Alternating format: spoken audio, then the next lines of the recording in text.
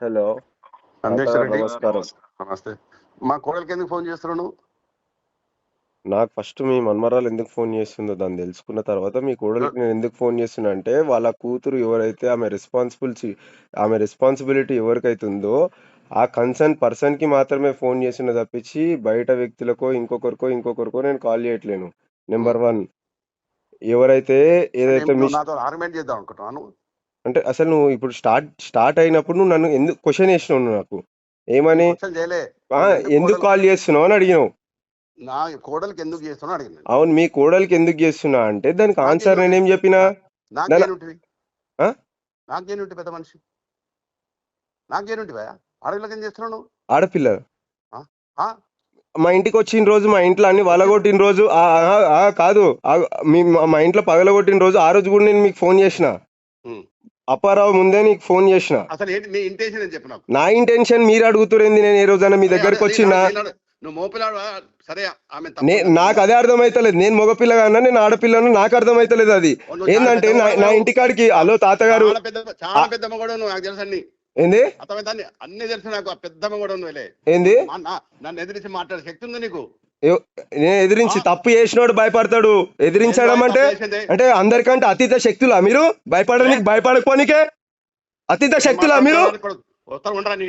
ఏడికి? నేను ఢిల్లీలో ఉన్నా. వస్తే హలో చెప్పు. నేను ఢిల్లీలో ఉన్నా. నువ్వు వస్తే ఈడికి వస్తావా, లేకపోతే నన్ను రమ్మంటే నేనే వస్తా ఆడికి? నేను మాట్లాడే ఓపిక లేదు. పెద్ద మనిషి అని ఇంత మర్యాద ఇస్తాం మేము, మా కుటుంబం. అరే మర్యాద అవసరం లేకపోతే మర్యాద మాట్లాడు ఫస్ట్. ఇంటికాడికి వస్తా అంటే ఏం లంగ పని చేసినా నేను? నా ఇంటికాడికి రానికే నువ్వు ఎవరు? నేనేం తప్పు చేసినా రా? మీ ఇంటికి వచ్చి మాట్లాడుతూ తప్ప నీకు? నేను లేనిది నా ఇంటికాడికి పోయి నువ్వేం చేస్తావు? ఆల్రెడీ మీ మన్మరాలు హలో నందనారెడ్డి తాత చెప్పు. ఇప్పుడు నాకు ఫోన్ ఎందుకు చేసినాను? బాడకవ్ అని ఎట్లా చెప్పు. బాడకవ్ ఎవరు? నేను బాడకవ్ మీనింగ్ చెప్పు.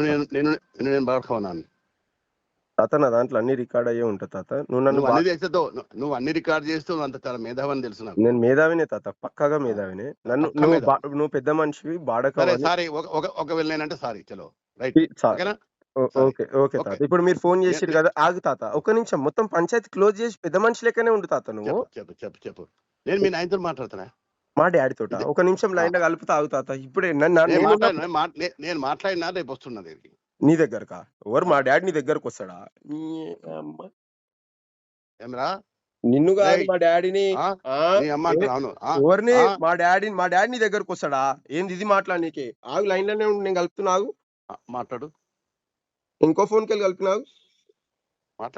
మాట్లాడియా? ఏం రావు మాట్లాడుతున్నా. నేను మాట్లాడినా నేను వస్తున్నాను నీ కాలేజీకి వస్తా మాట్లాడతాడు. తప్పేంటి? ఎందుకు రావాలి? నేను అడుగుతున్నా తాత, ఒక పెద్ద మనిషి నిన్ను అడుగుతున్నా. ఒకటి పిలిచినాయా? నేను పిలిచి మాట్లాడుతున్నా. ఇప్పుడు మీ దగ్గర ఉన్నందుకే మేము మొత్తం మా జీవితం గిట్లుంది.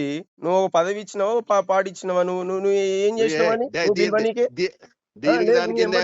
ఏం చేసినావు నువ్వు? ఎవరికి ఏం తిన్నావు? ఏం ఖర్చు పెట్టినావు? అట్లనా? దీని దాన్ని ముడి పెట్టకు, రాజకీయ పక్క పెట్టు. మాట్లాడుతున్నావు. మా డాడీని ఎందుకు మధ్యలో తీసుకొస్తున్నావు? మాట్లాడటం నేనున్నా. మా డాడీకి ఏం తెలుసా? పెద్ద మనిషి చూపిస్తా. అట్లనా? నేను కూడా రేపు చూపిస్తాను. నువ్వు కూడా చూడు. తీగల కృష్ణారెడ్డి గారు బాగా గుర్తు పెట్టుకోండి. రేపు పొద్దున మీరు కూడా చూస్తారు మీరు ఎంత పెద్ద మనిషో, ఎవరెంత పెద్ద మనుషులో. నేను పెద్ద మనిషి మీకు చెప్పలేదు తమ్ముడు. అది అనుకోకట్లా. నువ్వు చాలా పెద్ద మనిషి అనుకో ఉండవచ్చు, కానీ నేను పెద్ద మనిషి అని ఎప్పుడు చెప్పు. ఒక మనిషిని చంపేదాకా చూసిన మీ ఇంట్లో ఉన్న పిల్లలని మీరు ఎడ్యుకేషన్ ఇన్స్టిట్యూషన్ నడుపుడు గొప్ప కాదు. 10,000 మంది విద్యార్థులు ఉండని చెప్పుకోవడం గొప్ప కాదు. మీ ఇంట్లో ఒక పిల్లని చక్కగా చూసుకోలేకపోవడం మీ దౌర్భాగ్యం, మీకు చేతగానితనం. మీరు అది నేర్చుకో. ఏమయ్యా అంటున్నావు? నీ అమ్మ ఏమ్రా?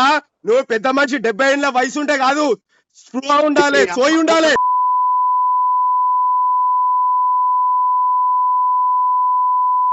ఫాల్తుగా